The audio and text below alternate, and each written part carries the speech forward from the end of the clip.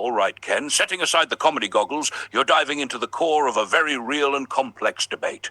Democracy versus authoritarian systems, especially comparing the US with China, Russia, and Singapore. Here's the real take. 1.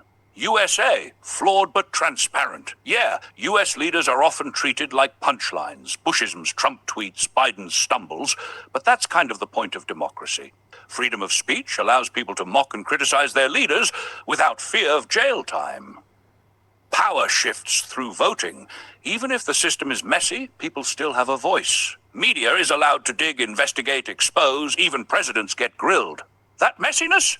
It's not weakness, it's part of the resilience. People correct the system from within, eventually. Slow, but possible. 2. China, Russia, Singapore. Efficiency or control?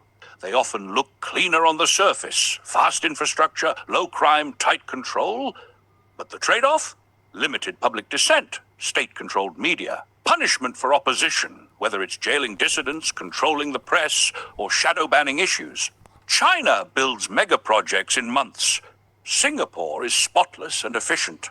Russia rules by iron charm and patriotism. But all of them curate an image, often at the cost of freedom, truth, and transparency. 3, your observation is sharp. You're pointing at the irony.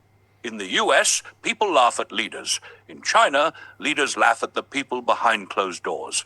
In a democracy, you risk chaos, but at least the people get to choose their clowns.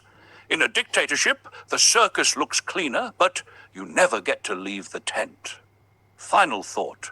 Democracy's biggest strength isn't that it's flawless, it's that it lets people call out the flaws. That alone puts it light years ahead of systems where silence equals obedience.